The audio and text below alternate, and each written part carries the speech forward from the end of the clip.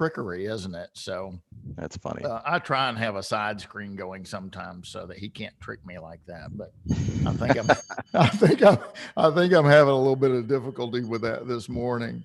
That's But yeah, funny. no, Julie was great, and we actually, in no time, these are getting up to 1,000 views, and then before you know it, blink, it's a couple thousand. And Wow. I know when I had John Brennan on, he's like, I want to beat Jim Park, whatever Jim Park had, or maybe Whatever it was his vice numbers were. versa. Yeah. I want to have more than he does or something like that. So it was That's kind of funny. fun. But now we'll have a couple thousand folks watch these on a regular basis. So it's great. It's just growing and growing. And then we also have a pretty good size audience now. We'll have 200 or 300 people watch live, so that's great. It's all That's about awesome. getting information out and trying to give back to the appraisal folks. So we're a couple of minutes from actual start time. We've probably got 100 folks watching right now. So all those that started watching us early, hello. You kind of see a behind the scenes or a sneak peek with Scott and I, and we're just kind of chatting a little bit. So Scott, I know you travel around the country a lot. You speak at live events, which is awesome.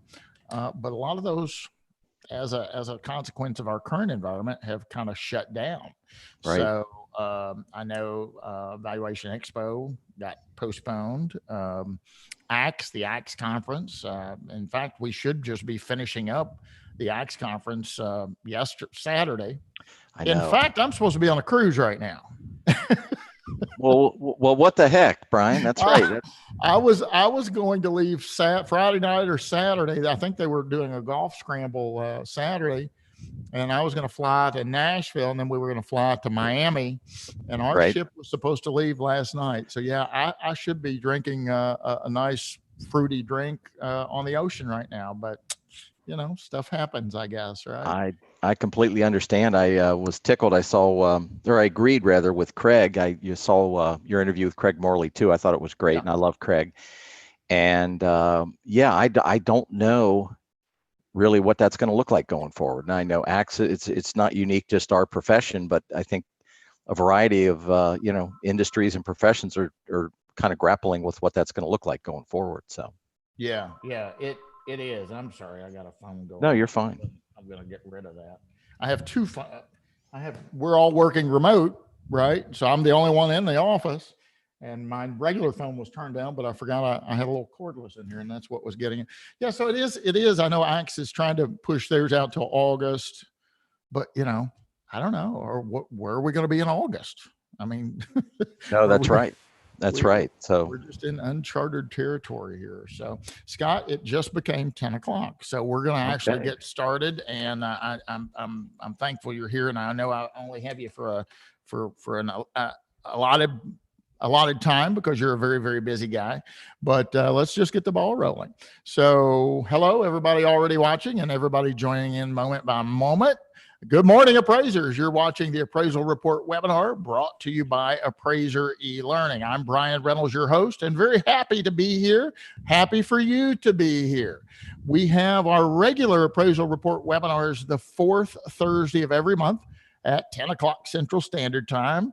And today is not Thursday. So we do offer the special edition webinars, and we're happy to provide those. Guys, within a week, this is our third webinar, and focusing on COVID and what's going on in our world right now. Literally what's going on in our world right now. All of these sessions are recorded. So if you can't stay for the entire show, or if you miss it, you can go back and watch a recorded show on YouTube. And you're watching us via YouTube right now. So what I would ask that you do is go ahead and hit the subscribe button. That keeps you in the know. That lets you be aware of these special edition webinars. And you're not going to want to miss this one. And we're bringing a lot of great content. I'm very, very excited today. We have a guest on, and he's a great guy. He travels around the country and he speaks. His name is Scott Reuter. He's the chief appraiser with Freddie Mac. When's the last time you had a opportunity to ask Freddie Mac a question? Well, you do today. We've provided that format for you, and he's been gracious enough to join us on the show. Scott, welcome to the program. Glad you're here, my friend. Thank you. Likewise, Bryan. Thank you for the kind invitation to be with you today. It's good to see you. And when I say it's good to see you, I mean it. I know you've had quite a journey. You were in in our thoughts and prayers, and we were really rooting for you. So it's good to see you back, kind of metaphorically, on your feet there, and you look great. Great. Thank you very much, Scott, for the kind words, and thank you as well as everyone for their thoughts and prayers. Yeah, I went through a very scary time, and I'm glad to be back. I'm very lucky. I'm blessed. I'm thankful, and I will always say that I'm very thankful because it certainly could have went the other direction. Scott, before we go ahead. I was just going to say, you're one of the good guys. We got to keep you healthy, Bryan. So, well, thank you very much for that. While I'm saying thank you, I want to extend some additional thanks to you personally, Scott. I want to say this, and a lot of our viewers may not know this, but you travel around the country and you speak at conventions and live events, and many of those are appraiser-oriented expos or conventions. And I want to thank you for that. You probably don't get enough thanks and gratitude for that, but you're taking your time out to come and present at those events for appraisers. And we thank Freddie Mac, and we thank you in particular for being the face there and giving back and trying to keep the appraisers informed. So I did want to take a moment before we got started to give you a special thank you for that, Scott. That's very kind. Thank you. You're stuck with the face, but the message is important to us. So we try to go out of our way to really engage with the appraisers. I know our friends at Fannie Mae do as well. So we think it's very, very important that GSEs have a voice out there and are engaged with the community. So thank you. You know, and I would let our viewers know, if you've never been to a conference, pick one. I mean, we'd love for you to pick the one we're involved with, right? But pick one and go to it. How often do you have that chance to speak to Freddie Mac or Fannie Mae or FHA or the Appraisal Foundation? And this is a great environment, great opportunity for you to do that. So we highly encourage you. Scott's a great guy. He's very approachable. You can go right up and have a conversation with him. So's Lyle and a lot of the other folks that come. So we encourage you to come to one of those if you have not in the past. So, Scott, we got a lot to talk about. Yeah, we do. Let's just jump in. And as you know, I told you before that these are unscripted. I don't have a script. You don't have a script. We didn't talk for the last week preparing for this and talking about what we were going to talk about. This is just a conversation. And as such, it can go down any path we want it to. We've just got a couple hundred people watching. That's the only difference. That's right. Than having a private conversation. So I do want to encourage our viewers as well that if you have a question, send those questions, and Ben will get those over to me, and Scott will answer as many questions as he can in the time frame that we have. So feel free to ask any kind of question. Let's keep it professional and civil, but a hard question's okay. If you got a hard question for him, he's a tough guy. He can take it. So here we go. Let's just jump in. You know, COVID hit, and man, we're still trying to figure it out. I think everybody's trying to figure it out, but this is a nasty, really mean virus. And it's not like the flu at all. It's extremely contagious. And so as a consequence, everybody knows what's going on, right? That we've been ordered, if you will, to stay at home. But some of the industry has to keep moving along, the essential stuff, and housing has kind of fallen under that category, right? So appraisers are still getting requests to appraise property, and Freddie Mac adjusted their policy. So let's talk about that for a minute, Scott. In the event we've got somebody out there that is not aware of it. So tell us what Freddie Mac did to try and help out not only appraisers, but maybe homeowners to avoid us, having this direct contact. What was Freddie Mac's adjusted policy? Yeah, so thank you, Bryan. I know the premise today was, kind of how Freddie Mac's responding and helping guide appraisers through the crisis, and I think that's central to your question. So, as you know, due to the COVID-19 pandemic, both GSEs aligned and revised our appraisal, inspection, and reporting requirements.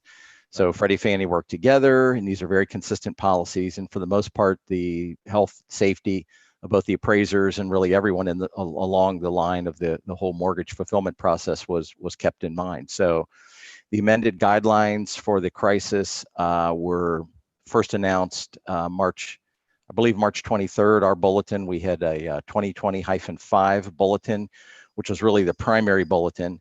I think Ben might even have a copy of that. Not that we need to put it up, but a lot of appraisers have seen it. For the most part, appraisers seem to be understanding and getting a lot of the flexibilities. And we had a follow-up, a bulletin. Our friends at Fannie have lender letters, so we have bulletins. We had a 2020-8, which followed with some guidelines on purchase, new construction transactions and what's allowable from a completion cert perspective. Instead of getting a 1004D or on Freddie, it's a 442, allowing the builder to provide some information. So all those flexibilities are out there. They're all intended to, again, balance the safety of the appraiser with maintaining a responsible degree of collateral risk management and assessment at Freddie Mac. To your earlier comment about conferences, I think last year I led, even at your conference, with a slide that kind of wanted to drive home to the appraisers that we at Freddie Mac, we manage risk for a living, period. We manage risk all day long. So all of these flexibilities are so vitally important. They were at the direction of our regulator, FHFA, but at the end of the day, we have to be very mindful as well of the associated risk.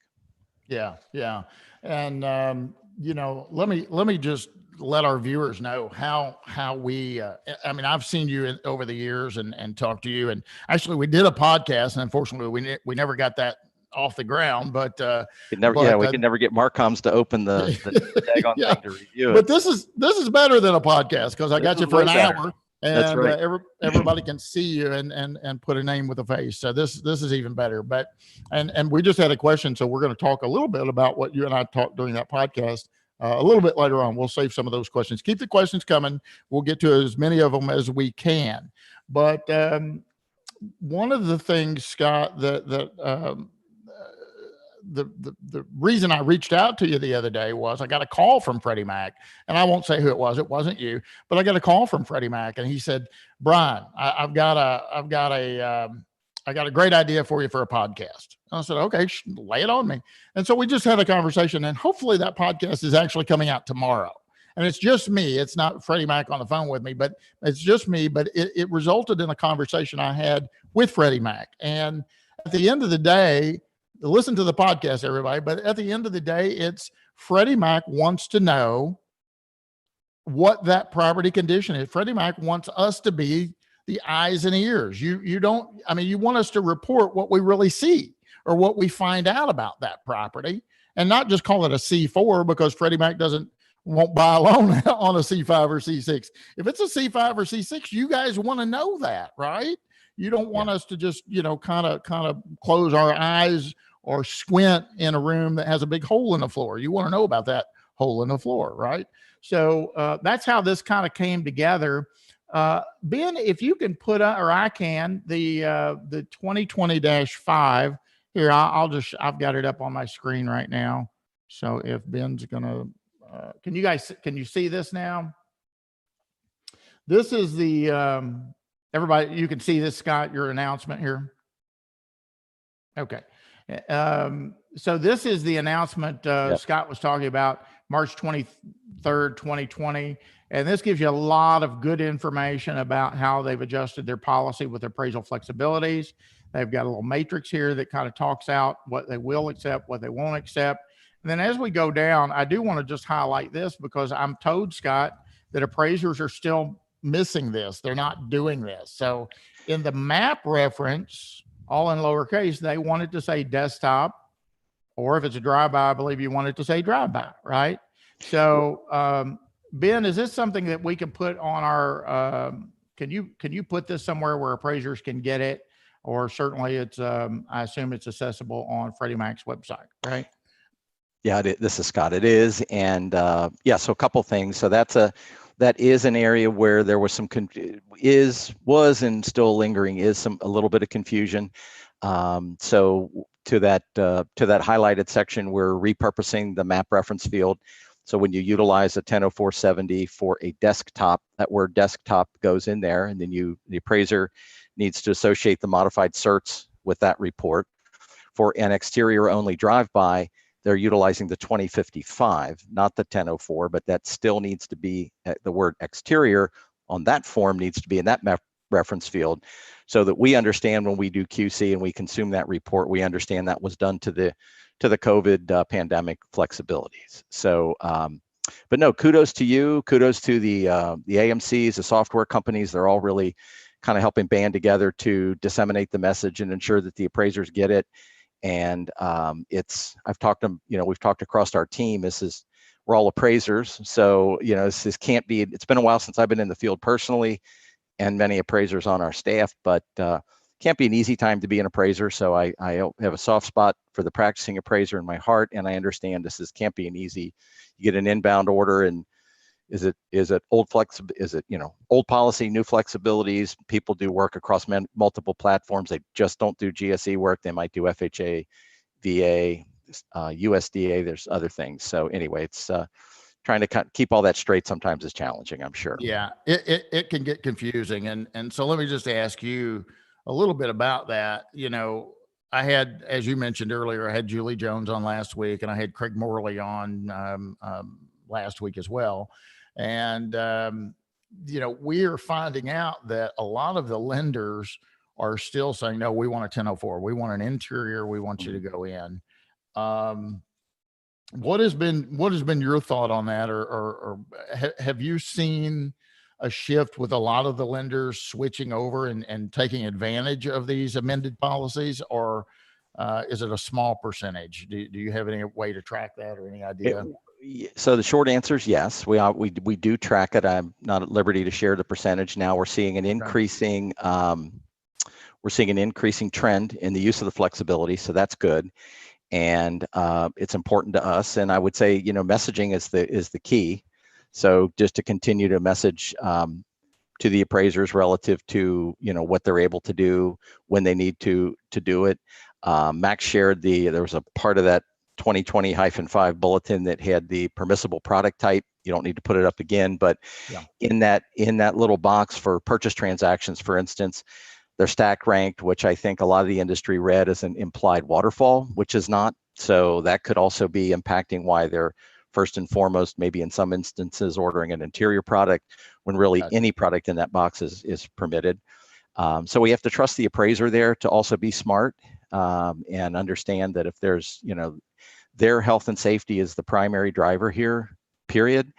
So if there's any concern, if there's shelter in place, if there's counties that are shut down, if they even you and I talked on one of our prep calls. I mean, you knocked on the door and the people were nervous, and you kind of did this through the glass thing, and they saw a mask, and there's going to be versions and dimensions of that are going to be out there. So absolutely trust the appraiser. But if the order is coming through and you feel any risk at doing it at all, or you can't, I really would rather have appraisers be moving to desktop or exterior options.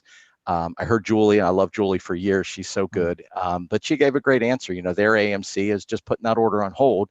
If it's an absolute lockdown, we want a full traditional interior 1004. So that's the other part that, in terms of communicating with the appraiser, at least speaking for Freddie Mac, we trust the appraiser. We want the appraiser to tell us the story. We want the appraiser to move to these desktop options for purchases, for instance, where they can, and really go out of their way to make sure that they're staying safe. They can develop a credible report, and they can really utilize a lot of these flexibilities that we have. Yeah. Yeah. So if you're going to do a desktop, or, a drive-by for that matter, and you don't have really good data. So I've had we're teaching these virtual classes now. And by the way, if any appraisers are watching and need that, check those out. I mean, they run just like a live class. I mean, it's like a live class. It's Scott and I can see each other right now. We can talk to each other right now. Well, we run a virtual class. That's what we see with you guys. So, we'll have 20 people in the room or 30 people in the room or whatever. And so they work perfectly. If you need some CE, think about doing that. But I've been asking my students, Scott, these are boots on the ground appraisers out there appraising every day. I have one lady that says, I'm not accepting anything but desktop or drive-by. I have some others that say, we're still doing 1004s. We're getting a lot of requests for those. But my question is this: what is your recommendation? I had a lady the other day that says, I have the property owner take pictures and send to me, or a video, or FaceTime me, so that I kind of get an idea. And we'll talk a little later about some of the industry specialists or participants that are creating apps and links and things like that. We'll talk about that in a minute. But what would you say to an appraiser that says, I'm calling the property owner instead of just interviewing them over the phone? They say, take some pictures or videos and send that to me. Is that something you guys are okay with, or would you rather that not happen? Well, I think it's a good question, and those technologies are here, which is exciting. The only problem is in kind of taking a step back with a broader lens around appraisal modernization, which got paused by our regulator. Yeah. And we bumped into each other past number of years on the road that we were, the appraisal modernization scorecard initiative was directed to both Fannie and Freddie from our regulator to begin to work on ways to innovate and modernize the appraisal practice. And early on, a lot of the ideas were very poorly met with the appraisal industry. And that's not a finger point. I was a practicing appraiser. I get it.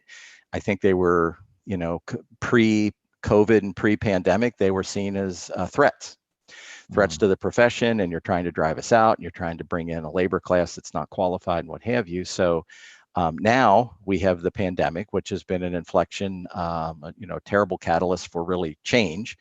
And now we're looking at a lot of these. So as it relates to your question, I think we even have a formal FAQ out on this, where we're encouraging appraisers to voluntarily deploy technology where they see fit as a means of augmenting both exterior only and desktop assignments, along with the flexibilities we announced for COVID-19.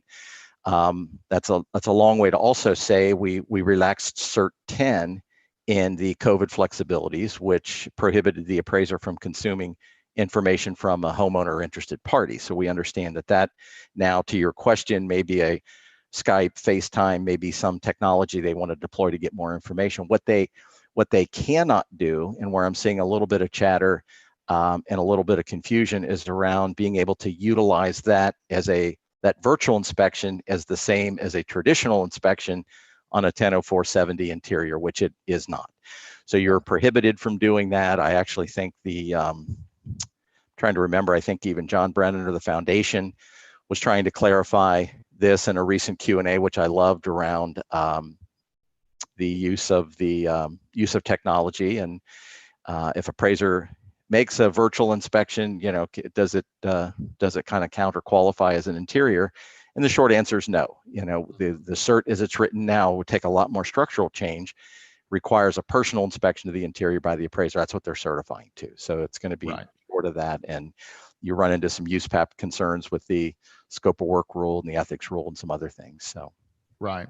Hey, Scott, let's get to a couple of questions, because we got a bunch rolling in, and I'd like to answer as many of our viewers' comments as opposed to just me asking questions that they may not like my questions. So we'll go to some of these viewer questions right now. Patrick is asking a question, and Patrick says, will appraisal flexibilities lift state by state as stay-at-home orders expire? Or what is the plan to phase out the flexibility allowances afforded by Freddie Mac? Yeah, that's a great question. So I'll give it to the limits of my understanding. So, our flexibilities will be what we will accept. I think the higher precedent and the higher order is obviously federal and state. So, we can say we'll accept something less than, or we'll accept exterior, or we'll accept something else. But if a state prohibits that, appraisers can't get around, there's shelter in place, there's prohibitions on just physically getting around in a county, that's going to take precedent. So our current flexibilities running through May 17th, I believe. So that was a date that our regulator kind of agreed to, and at least up until that's the date we're going to be running on. Do you anticipate, and you may not be able to answer this question, Scott, and if you can't, that's okay. But if May 17th is the date effective right now, do you anticipate that being extended? Or do you? Yeah, I'd rather not speculate on that. I don't Okay. know. I'm part of larger working committees, both joint working groups with our friends at Fannie, as well as with at the direction of our regulators. So they're really going to be the ones that are going to dictate that, and I'd just rather not speculate. I totally respect that. You know, from Bryan Reynolds, May 17th is right around the corner. That is, my friend. So I mean, that's rapidly approaching. My prediction would be maybe we're going to get some extension on some of these dates, and that's with not just Freddie Mac. That's with as a profession in general. I would be shocked if we don't get some sort of extension, because many states have made no comment as to what an open up time frame might be, and some states that are doing it county by county by county, right? So I think, and Ben, you can chime in because I'm not 100% sure, but Ben, isn't Tennessee opening up some of their stuff today in certain areas, but in other prescribed counties where the larger cities are, Knoxville, Memphis, Nashville, they're not? Am I right on that, Ben? I think you're right on that. It's May 1st though. It's not today. Okay, May 1st. And so they're going to open up some restaurants and different things at limited capacity, et cetera, et cetera. But that doesn't apply to Nashville or Memphis or Knoxville. They're taking it section by section. So it's going to be interesting as to what happened. Scott, Michael asked, does Freddie Mac have any plans in the works to develop a standardized desktop form going forward? That's a good question. I guess I would answer that to say, really, a lot of the effort now is being focused at the UAD redesign. And so we're trying to move away from forms. So, the UAD redesign, as I, many times would kid from the dais, is the AKA forms redesign. Right. But the joke is that, don't use the F word, don't use the form word, because the good news is we're not redesigning new forms. We're redesigning a new data set and data standard. So we've got some forms out that we're modifying under the current construct to be utilized in test and learn and innovation for hybrid and desktop. But I would say long-term, the eye is on the UAD redesign. Once we redefine and agree with our friends at Fannie on the data set and the data standard, that will be what'll drive a lot of probably desktop dynamic functionality that the appraiser will go in now, and instead of in the future rather, instead of going in and really working through a form, they're going to begin to create what they did, what the assignment type was. If it was a desktop in a future environment, that kind of TurboTax type functionality will lead them through and create what they did, associate, who did the inspection, utilize the appropriate scope of work, certifications, limiting condition, that type of thing. So it'll be less of a form. All that will result in a format, but that's kind of what we're doing with the UAD redesign. And you may not know, Scott, and everything's been turned upside down on its head, because of the current climate we're in. But do you have, and I may circle back to forms before we let you go here today, but do you have a time frame on that, or has everything just been put on hold because of COVID? No, that's a great question. And really, it's as much as COVID is, again, an awful pandemic that has really sucked a lot of resources, appropriately so. There's a lot of BAU and business as usual that's still going on. So hats off to the joint UAD redesign effort, and that's still moving. That was a scorecard initiative. I think they're in their third year.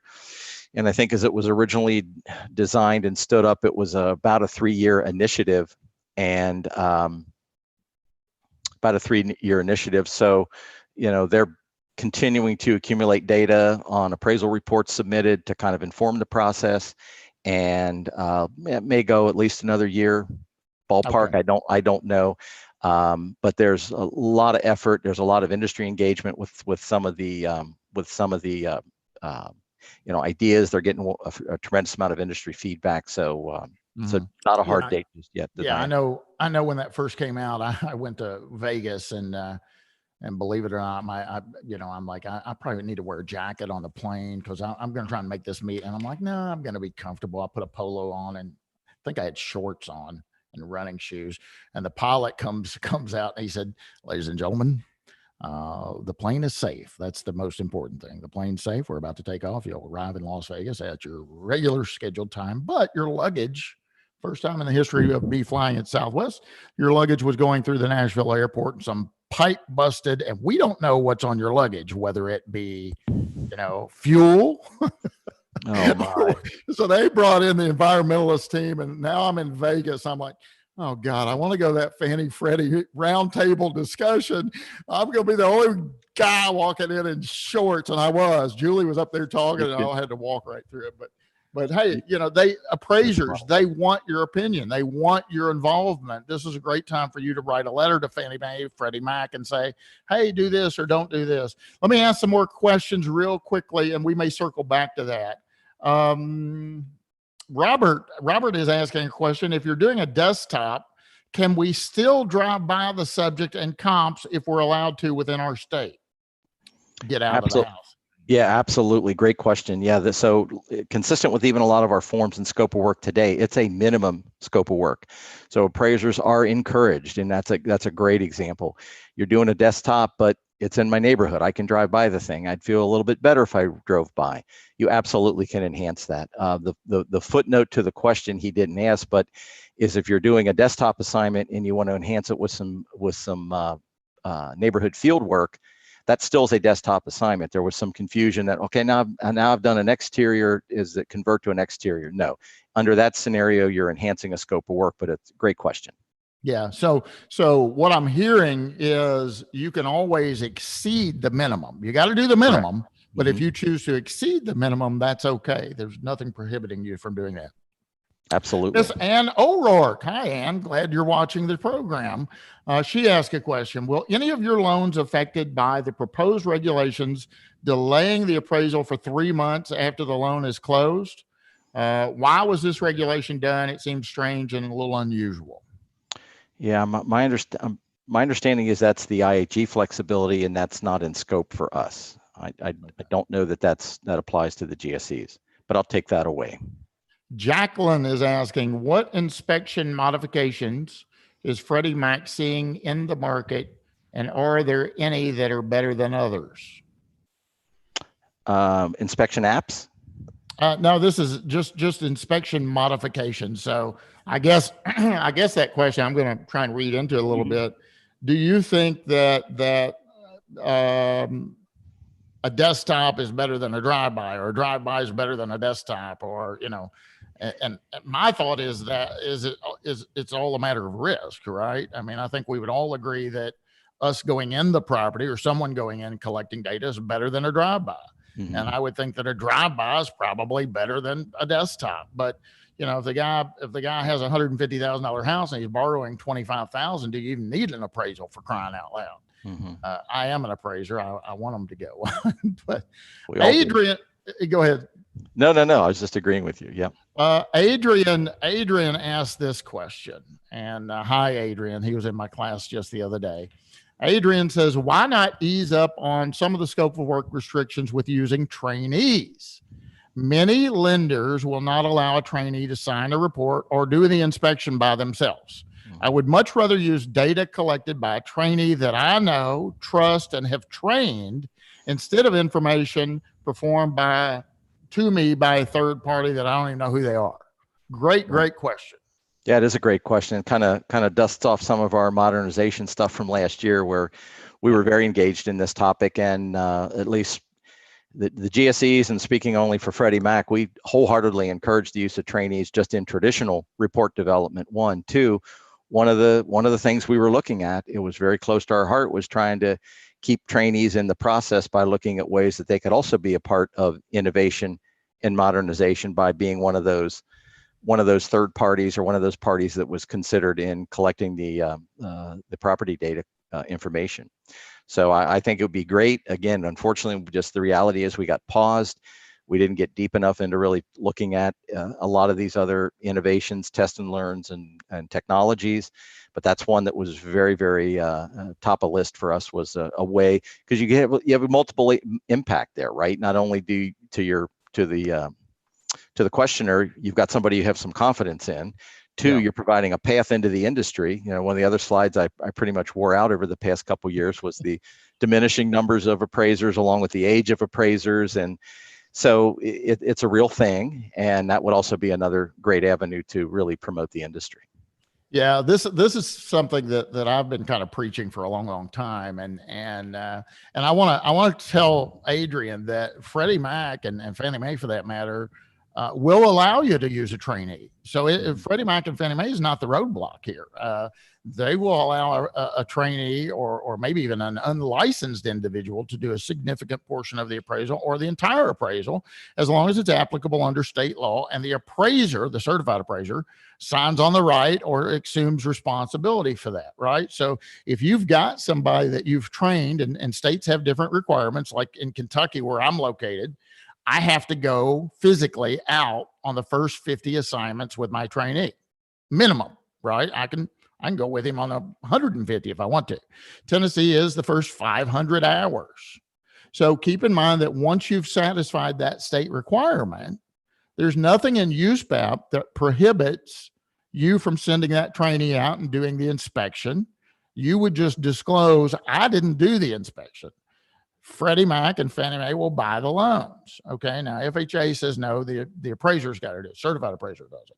So it's not a Freddie Mac preventing you from doing that, or a USPAP or your state. It's the lending community. It's a lot of these lenders. And I think since the housing crisis that, gosh, been 10 years ago, Scott, that's hard to believe, isn't it? It's real hard to believe. But they have pushed back on it. So it's a little frustrating. Hey, we're at the halfway mark. I can't believe we're at the halfway mark. But let me just take care of some housekeeping and then we'll get right back into it. And guys, keep your questions coming. This is great. Scott's doing a great job. He's entertaining all your questions. And so we encourage you to do those. But you're watching the Appraisal Report, brought to you by Appraiser eLearning. This is a special edition webinar. We've got Freddie Mac in the house, if you will, Mr. Scott Reuter, Chief Appraiser, and we're tickled to death that he's here. All these sessions are recorded, so if you jumped in late or you got to jump out, you could go back to YouTube and watch this in its entirety. We encourage you to hit the subscribe button right now so that you're aware of these special edition webinars, in addition to our regular monthly scheduled webinar, which is the fourth Thursday of every month at 10 o'clock Central Standard Time. We encourage you to ask your questions. This is our way to give back to the appraisal community. We just hope that you remember us when it's time to take a little CE, right? Finally, if you know someone that you would like to see on the program, reach out to Mr. Ben Maxwell, shoot a text in the chat field right now, call one of us. We'll be happy to give you a platform, not just a rant and rave, but if you've got something on your mind, we're giving you the format to reach out to industry specialists. Okay. So back to you, Scott. I didn't mean to cut you off. I think you wanted to say something about. No, I appreciate that. No, all I wanted to say, to kind of corollary to the previous conversation, was, you know, it's another dimension yet, in my view, of that messaging that we need to get out, right? So I worked for many banks, big banks. I worked for Bank of America for about 8 years.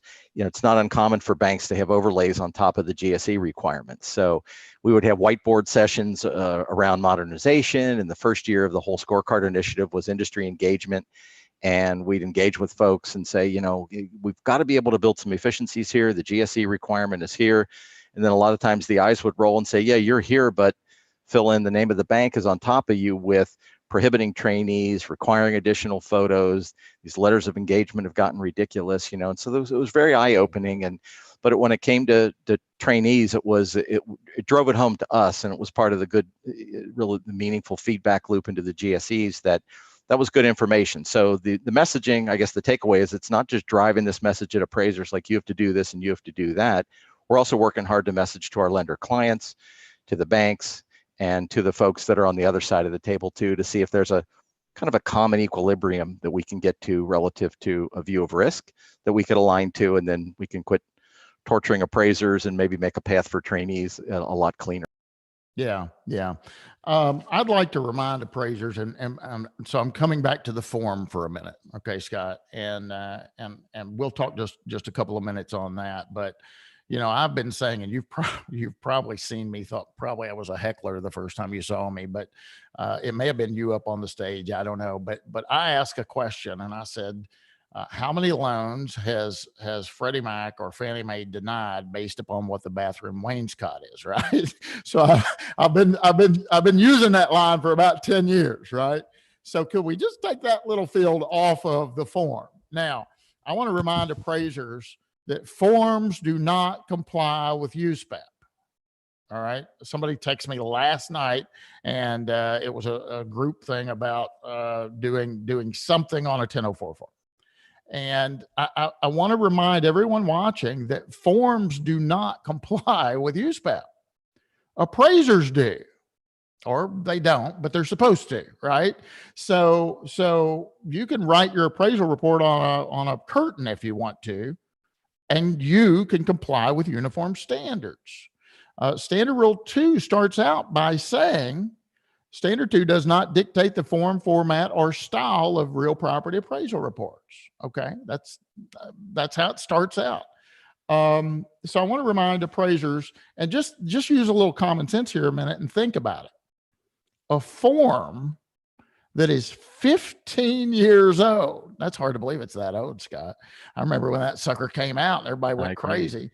But a form that is 15 years old, do you honestly think if you check every box on that pre-printed form that's 15 years old, it gets you in compliance with the 2020-2021 edition of USPAP? Probably not. You probably got to add some stuff, right? So let's talk about, you know, I think we would probably all agree that it's probably time that we do have some sort of new form, Scott. I mean, it's a 15-year-old form we're using. And so you said, you know, we may be a year away or so, but, you know, we've heard a lot of rumor that it's going to be more of I think you alluded a little bit like a collapsible thing. You know, it's just okay, I'm doing a single family, or I'm doing a 2 to 4, and identify that, and then fields that are applicable to a 2 to 4 would appear. That's right. Is that what we're looking at? Yeah, it is.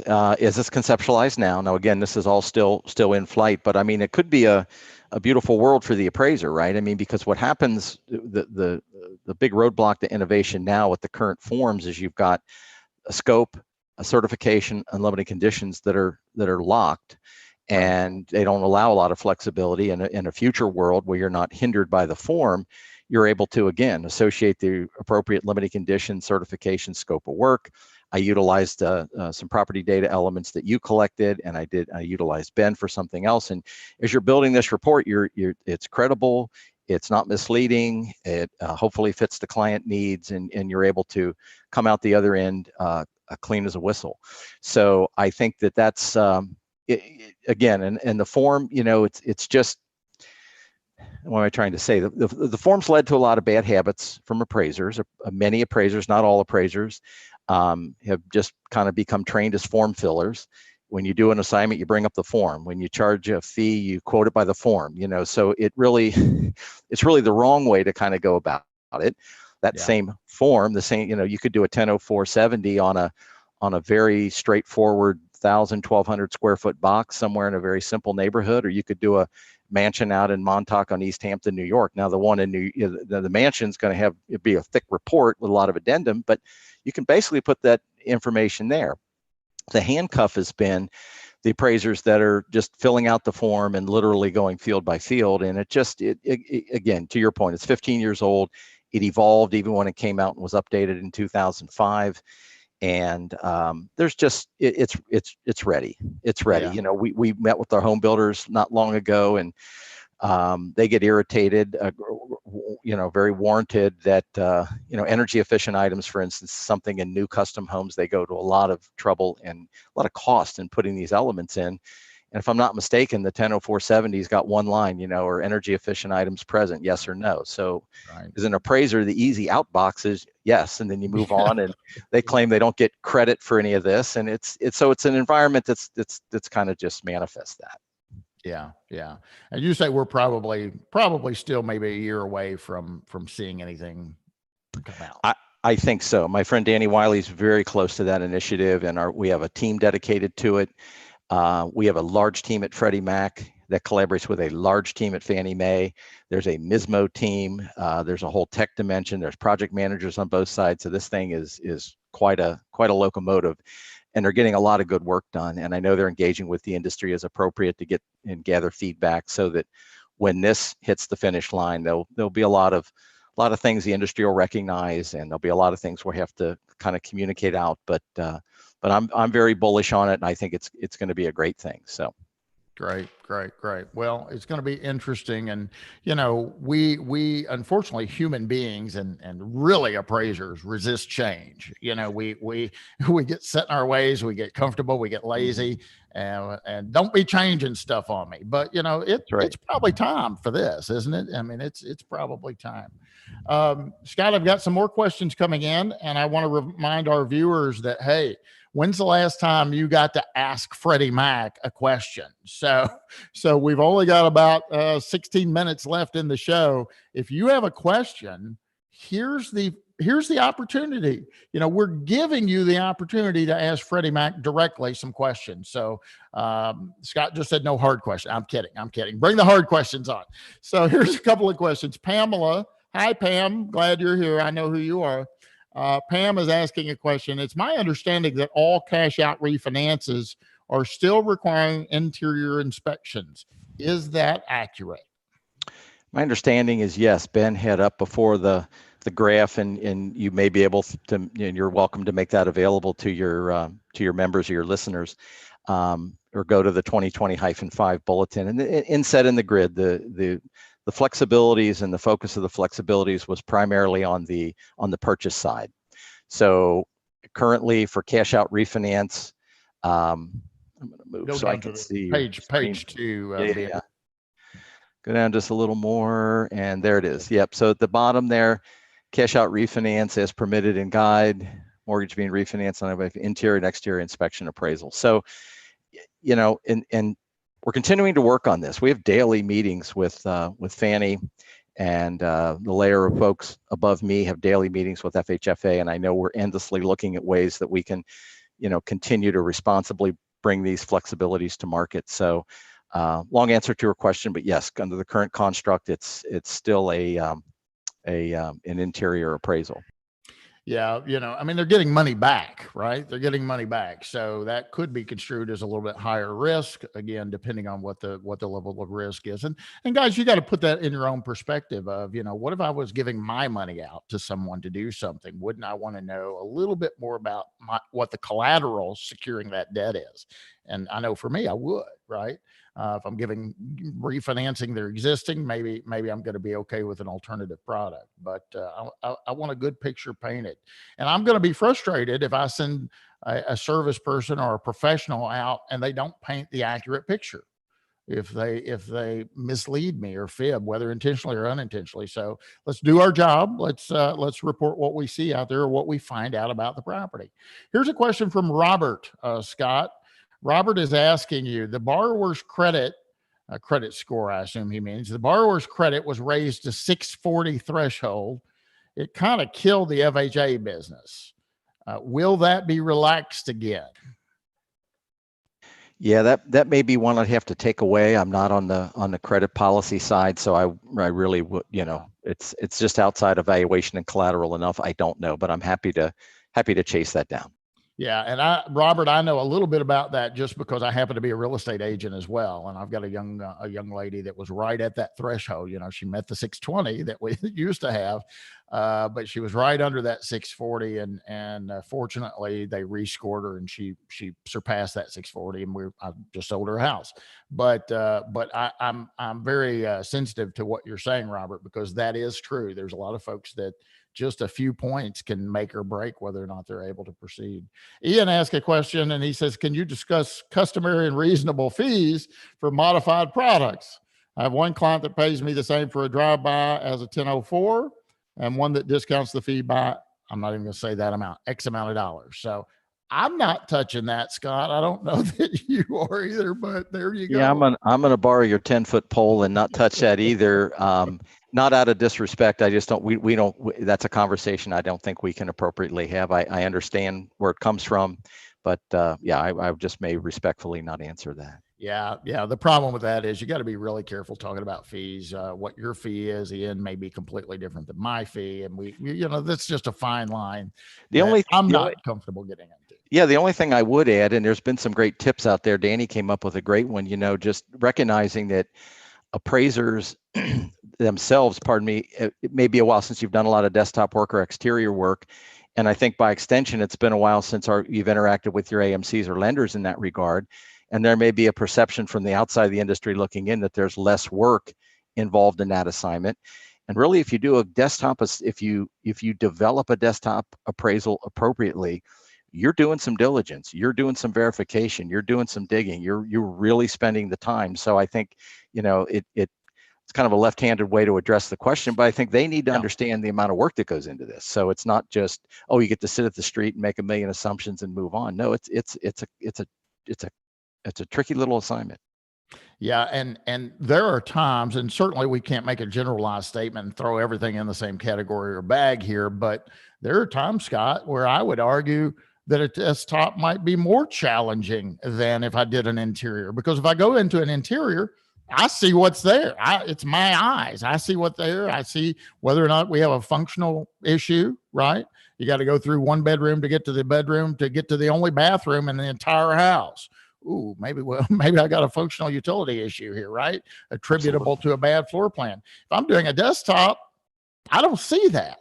So, it could be a challenge if I don't have a good data source and verification source to figure out what those physical characteristics are in a particular property, and then whether or not the source I'm using is credible, right? And that's really the podcast that's going to be coming out.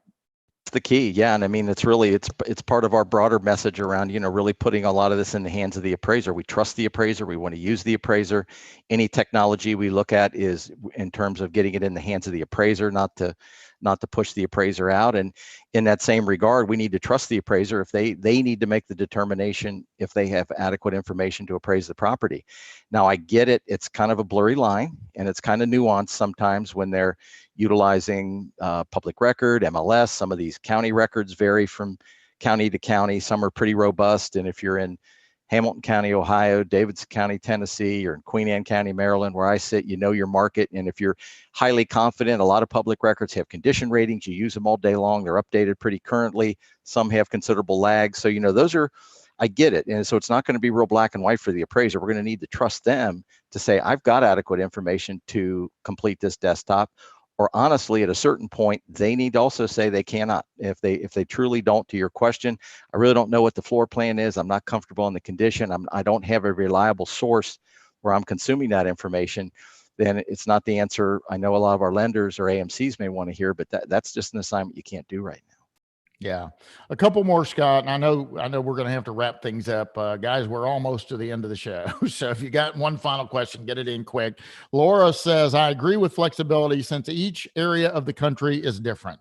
I realize that this is uploaded to a database and codes are needed, but I think this coding should be changed. And so that wasn't really a question, Scott. That's a suggestion from Laura. Thank you for that, Laura.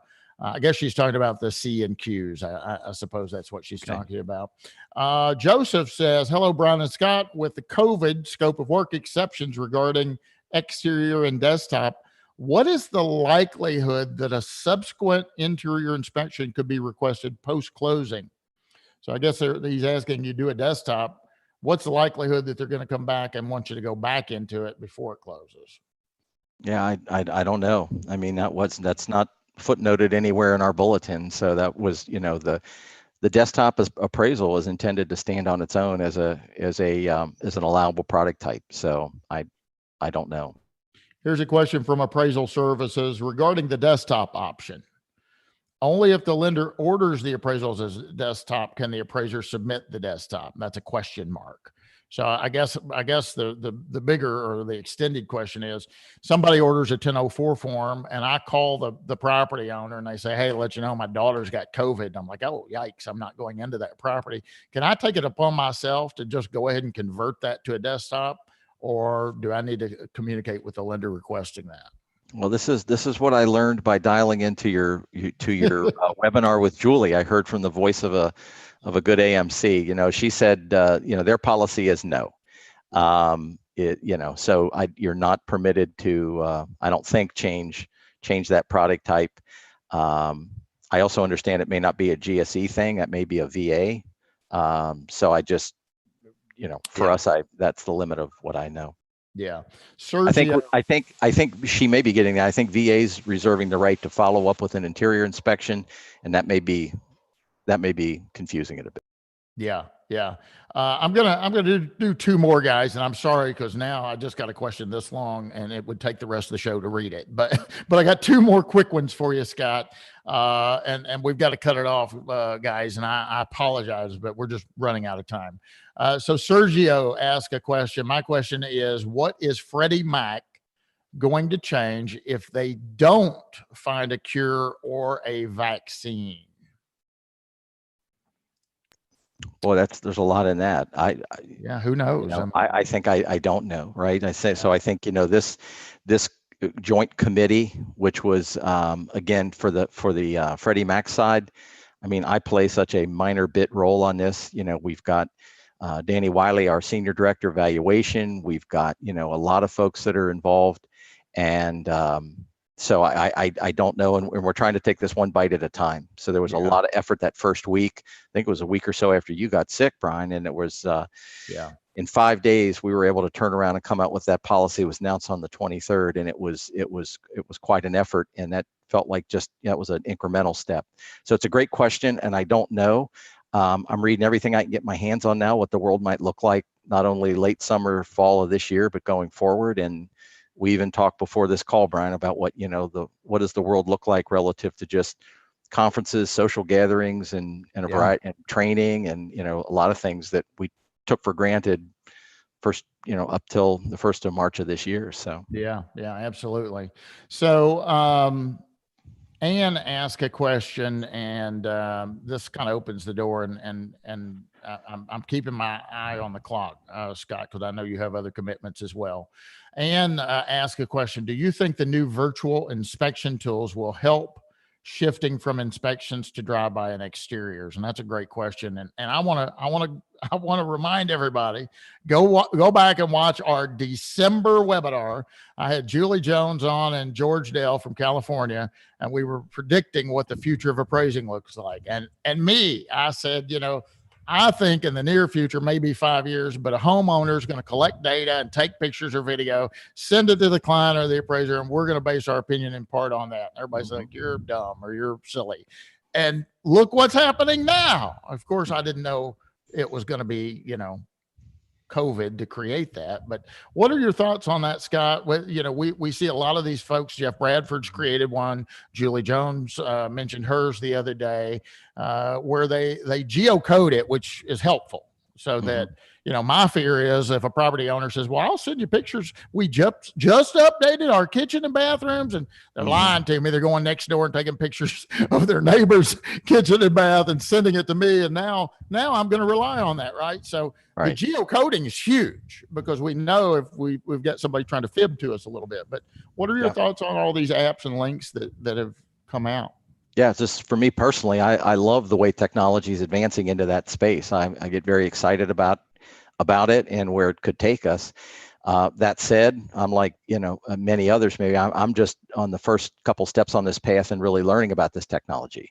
So I'm even learning there's more beyond the geocoding.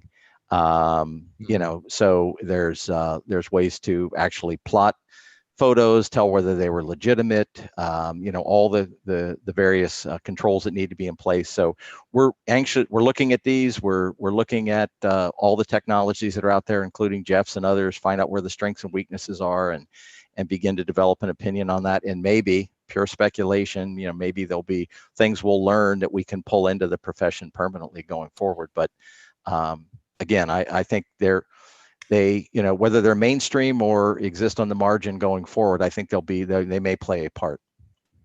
Yeah, Danny's got some great stories about how appraisers try and Photoshop stuff, and, you know, appraisers, do your job. Come on, you're not going to trick people with technology. You know, I swear I took the picture. Well, the MLS photo looks exactly like it, except the truck's gone. So Right. let's fess up. You Photoshop the truck out because you forgot to Photoshop the shadow the truck was casting across the lawn. I mean, That's he's funny. got That's funny. stories like one last one, and we'll call it a day. Yoga Chuck says, will they eliminate the certification requiring the appraiser to view comps from the street? Any thought on that, Scott, about me driving by the comp to take a photograph of it? Have you heard any buzz on that? I've not. No, I don't want to speculate about that. I will just say, even under the current construct, I think that's in the scope of work. The appraiser certifies to that. And, the only wrinkle I would used to raise to the audience of appraisers was, I don't think I see written in there anywhere that you have to drop your pencil, get in your car and run out and look at it that second. You're acknowledging you've got that experience. You know your market. And you've, sorry, our clock's going off. Oh, you're right. But there's a lot behind that relative to, having experience in that market. And I really don't know what they're going to do with that going forward. I would think, I can't imagine why that would be dropped, but. Well, again, this is where we could maybe use a trainee instead of, I envision the appraiser as a heart surgeon, right? And I want to be in that. I wrote an article on that one time. I want you to stay in the operating room fixing that heart. And so maybe I could train a trainee or maybe have another staff member to go take those photos. And I know it's more than just taking a picture. I had my trainee and we were using 2 sales recently and they were far away. I mean, they were far away, Scott. Mm-hmm. So I said, Matt, I'm going to just drop you. There's no reason for. So I had to drive to Whitesville and get one. But guys, when I went to take that picture, I knew it had a partial view of commercial. Well, no, when I got there, I realized it had a front view of commercial and a rear view. And I wouldn't have known that. Now, maybe I could get on an aerial and look at it or something. The other one, I drove to Knoxville and I spent 3 hours getting comp photos, right? Which is that the highest and best use of my time? Probably not. So if we could figure it out, but the third one I went, or fourth one I went, it was on bigger acreage. And I thought that was a premium, but Scott, when I drove by it, I realized the backyard went like this. I mean, you walked out on their deck and the remaining acreage was just probably surplus land. It was a cliff. So it was important that I observe that to know that. You're driving the point home with those examples, and those are great, Bryan. It's market competency, knowing your market, and that's the whole reason behind it. We don't want appraisers to say, well, I didn't realize Comp 3 had that. Well, you should. Right. You need to know that. And there's a balance between doing all desktop work and being in the field all the time. That being in the field and understanding your market is vitally important. And that's really the main element of trust we're going to have with the appraisers going forward. We want to trust you. You're the local market expert. When you develop a report and you utilize those comps and you're certifying to a variety of things, that's the level of confidence and trust that we have in you. So. Right. Well, ladies and gentlemen, our time is up. It's 10:59. Scott is a very busy guy. I want to thank Scott Reuter for being here.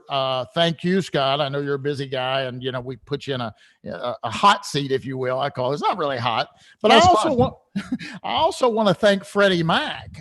Thank you, Freddie Mac, for allowing Scott to be here today.